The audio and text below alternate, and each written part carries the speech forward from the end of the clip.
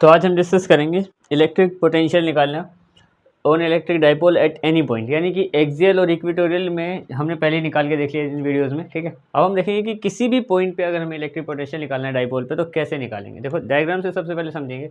अगर एक हम डाइपोल बना लें यहाँ पे, तो ये हो गया हमारे पास डाइपोल, एक नेगेटिव चार्ज, एक पॉजिटिव चार्ज, यहाँ से लेके यहाँ तक ये पॉइंट हो गया ओ, यहाँ से यहाँ तक की दूरी बराबर, ये इलेक्ट्रिक डाइपोल होता है। ठीक है, तो पहले हमने क्या किया था, पहले हमने यहाँ पे ले लिया था। ठीक है, तो एक्सियल पे बना, मतलब वो जो पूरा 180 डिग्री के आसपास एंगल बनता है। एक हमने लिया ऊपर इक्वेटोरियल पे 90 डिग्री वाले एंगल पे। अब अगर मान लो हम ऐसी कंडीशन में ना लेके हम कहीं इधर पॉइंट ले लिया, हमने कहीं पे भी मान लो एक रफ पॉइंट ले लिया, ये क्यू चार्ज है हमारा। ठीक है, तो यहाँ पे हमें इलेक्ट्रिक पोटेंशियल निकालना है इस डाइपोल पे। अब कोई भी कहीं पे भी रैंडम पॉइंट बनाए हमारे लिए। ठीक है, यहाँ पे ये पॉइंट जब ऐसे बनेगा, देखो इस तरीके से, तो ये कुछ ना कुछ एंगल बनाएगा यहाँ पे थीटा। क्लियर है।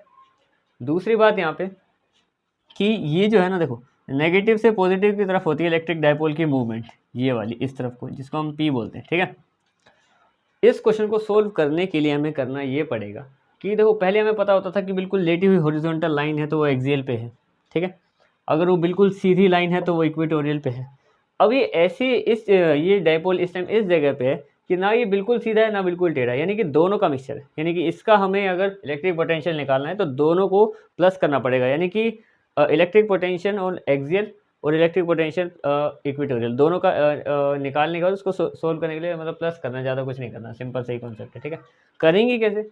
करने के लिए सबसे पहले हमें ये करना पड़ेगा कि यहाँ से अगर ये इसका एंगल जैसा भी है टेढ़ा मेढ़ा, तो हम क्या करेंगे, यहाँ से पहले इसके परपेंडिकुलर एक लाइन खींच लेते हैं इस तरीके से कि ये वाली लाइन जो है ये इसके परपेंडिकुलर है, कि इस पे तो ये 90 बना रहा है, चाहे ये इस पे 90 ना बनाए पर ये इस पे 90 बना रहा है।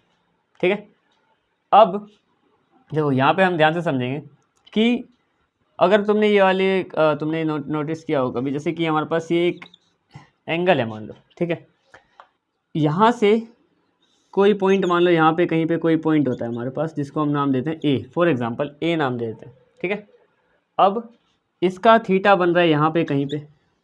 ठीक है, तो जिस जगह पे थीटा बनता है, जहाँ पे जैसे कि थीटा इस तरफ बन रहा है इसके साथ, तो ये वाली लाइन को हम डिनोट करते हैं ए कोस थीटा से, जिस जगह पे थीटा बन रहा है हमारा। ठीक है, और जिस जगह पे वो नहीं बनता है तो इस जगह को बोलेंगे हम लोग ए साइन थीटा।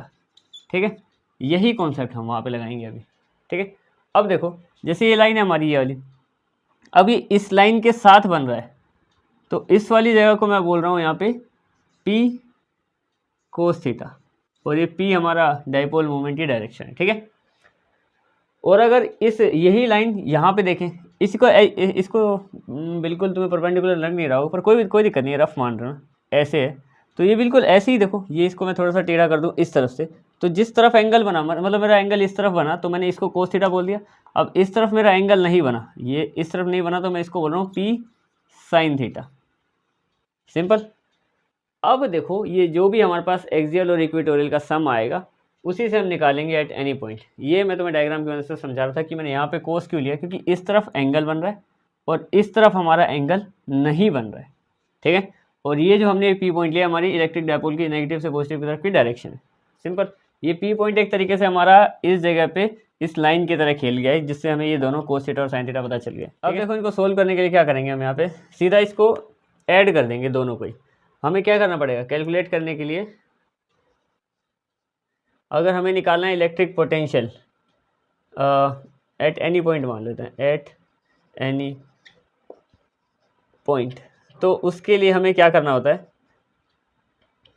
पोटेंशियल एक्सियल पे प्लस पोटेंशियल इक्वेटोरियल पे, इन दोनों को निकाल के सम करना होता है। ठीक है, अब देखो एक्सियल पे जो इलेक्ट्रिक पोटेंशियल है, जो इलेक्ट्रिक पोटेंशियल निकाला था इलेक्ट्रिक डाइपोल, जब हम एक्सियल पॉइंट पे थे तब हमारे पास आया था वो के पी अपॉन एक्स स्क्वायर, और यहाँ पे हमने कोस लगाएंगे, यहाँ पे इसके साथ कोस थीटा, एक्सियल के लिए कोस थीटा लगाते हैं। इक्वेटोरियल की बात करें तो इक्वेटोरियल पे हमारा आया था ज़ीरो, हमारा जो इक्वेटोरियल पोजीशन पे जो इलेक्ट्रिक पोटेंशियल था वो ज़ीरो आया था उस टाइम भी, तो इसके साथ हम लगा देंगे साइन थीटा यहाँ पे। ठीक है, अब इसको सोल्व करेंगे तो हो जाएगा के P upon x square cos theta, और प्लस ये तो ज़ीरो ही हो गया, यानी कि फाइनल आंसर यही आ गया हमारे पास KP/x² cos थीटा। ज़्यादा से ज़्यादा तुम इसको लिख सकते हो यहाँ पे k की वैल्यू पुट कर दो 1/4πε0 और इंटू px² cos थीटा। ये हमारे पास इसका आंसर आ गया। ये हमारे वी नेट की वैल्यू है, या फिर उस वी की जो हम एक पॉइंट पे निकाल रहे हैं, वो भी कहीं पे भी वो पॉइंट हो। ठीक है, दैट्स इट।